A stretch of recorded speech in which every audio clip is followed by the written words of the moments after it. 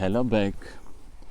When you're in a relationship, you're always in a threesome. Why? According to C.G. Young, man is always in a relationship with their woman, and with his anima. And women always are in a relationship with their man and their animus. Exactly. So, anima and animus.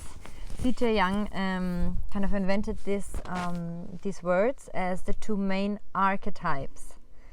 All the other archetypes, the sub-archetypes, all belong to these two main archetypes.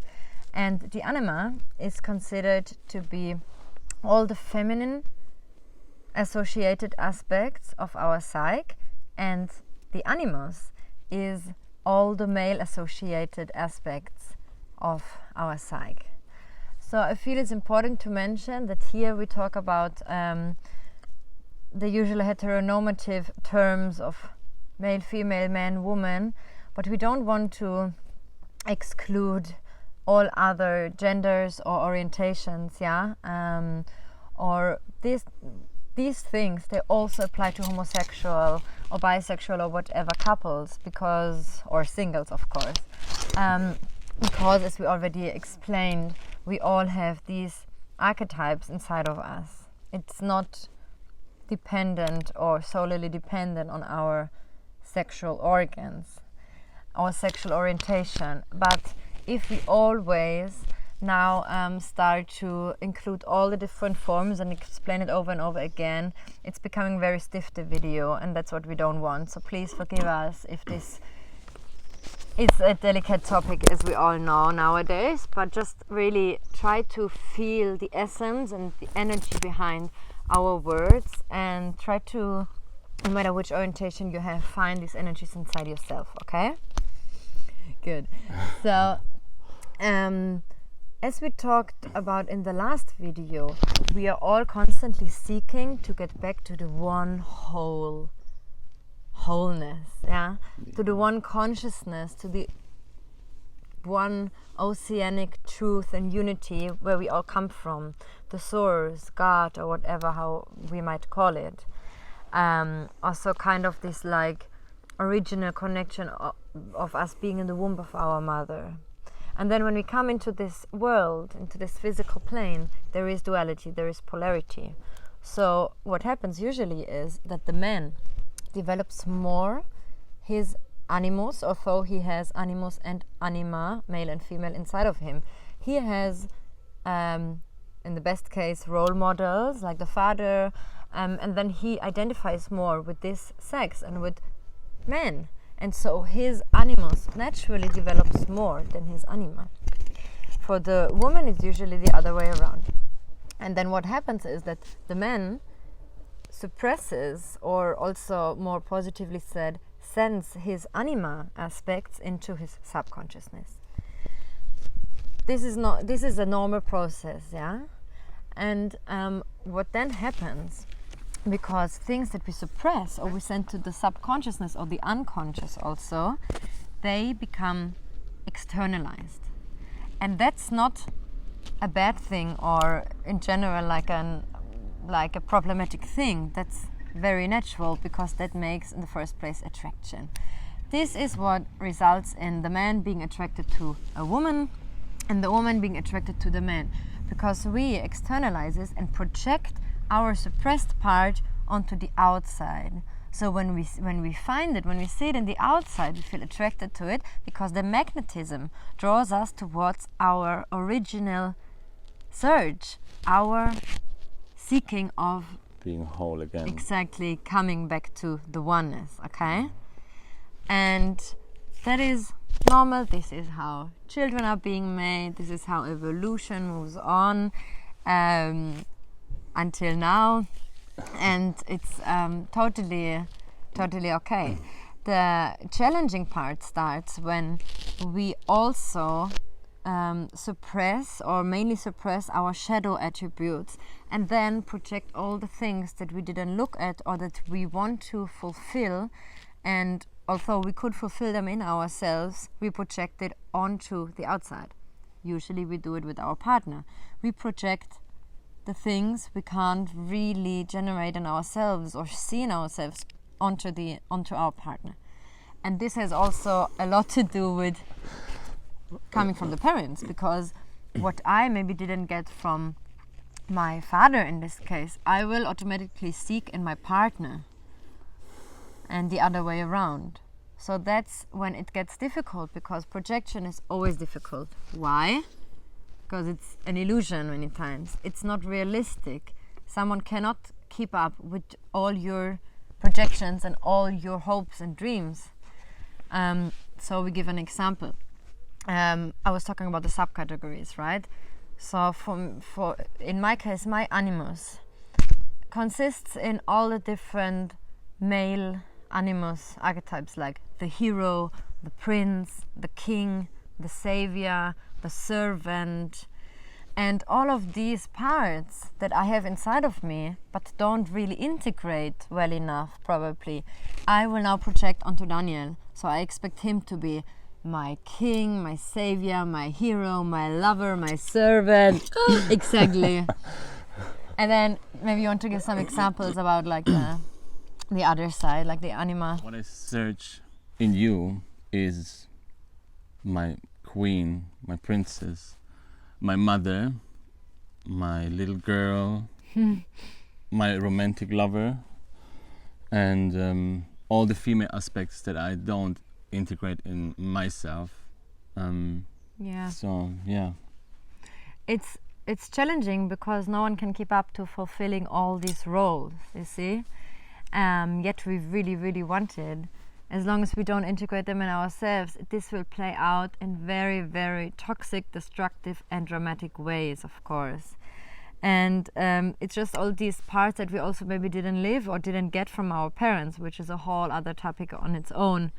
That the less we got it from our parents, the more we try to get it back or repeat some patterns or finally get the parts or things or gifts we didn't get from the parents from the partner. Yeah, it all has to do with anima and animals, and of course with our education, with our relationship to our parents. This goes also very deep, and it's so fascinating to really dive into it and understand it in order to really see our patterns in our relationships that keep repeating itself over and over with every new partner or with the same partner over and over again. The drastic consequences of us suppressing parts is, if we look, for example, of men suppressing their female aspects, is that they also go into resistance many times with the opposite sex, and maybe like misogynistic or like have this hate against women because originally to their own mothers or to their own female part, and then like this plays out in like hate against women, suppression of women, that they see vulnerability maybe as a weakness instead of a strength, that they are so cut off from their own feminine side, from their own anima, from their own feelings, that they also condemn and judge it in the outside, and blame women for being dramatic or something, or too emotional, because they cannot connect to their own anima. And so this, of course, results in the end in so many things we see. And that's why we think it's such an important topic. This is like the results in repression of the feminine, the sacred feminine, and of women that still goes on nowadays, in the burning of all the witches. It's the same also for the men as well. Like on the other side is as well. Like if women don't lift their animus, they can get like really stiff and really harsh against men, and just like have the same kind of, like in German we call it Mannsweib a little bit. And then they just connect also like in the spiritual world. There's also like people like they think they're like really connected to their feelings, but they didn't integrate their animus in themselves, and they're just group up together and like also blaming the man for everything that's wrong in their life. It's true, that's true. Yeah. Blaming and manipulation, you know, and then also, of course, one of the shadow of the feminine is also, or of the anima, is like being dependent then also, because they expect a man to fulfill their animals, to tell them where to go in life, what to do, you know, and to play out this like inner masculine. That's what you also said, can play out either in or codependency, or in the hate against like men, and like having so much animus inside of them that the woman becomes mannsvibe and like and so we see it, and once we start to pay attention, we see it everywhere. These two energies, these two polarities, these two archetypes playing out. And as I already said, like the burning of the witches, and also sexual abuse or machism, this is also men who are struggling to connect to their anima and thereby condemn like feelings. I already said it, sorry. But like just also that were usually raised by a mother that gave them everything and treated them like their little prince. So they will also seek a woman who like cooks for them non-stop and just like treats them as the prince, you know, and then also feels like superior of women. And of course there's also women who feel superior of men and just treat them as their servant and treat them as not equal. Because so they it's were both sides. the little girl of the daddy. Exactly. All the daddy issues coming into play here, and blaming and what you said. So there is so many things, and eventually this leads to the war between sexes and to global wars. I really feel this. We always have these two energies, no matter if sometimes it's not so personal, like only connected to one person, but it's the battle eventually inside of ourselves, right? So it's about bringing peace. And it's really about like also like just bringing it consciously into awareness.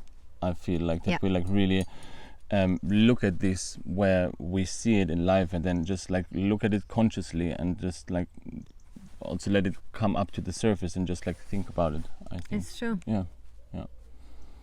Also, what happens is then, instead of projection, introspection. So I would take on the roles Daniel expects from me, and then internalize it so much that I don't even know if it's like my own choice, or if I just like took upon his projection and play it out.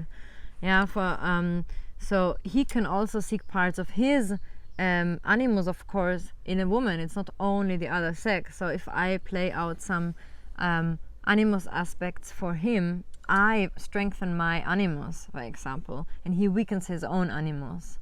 So it happens a lot with children, for example, that what I already said, the mother really smothers the little son. In general, can also be daughter, of course.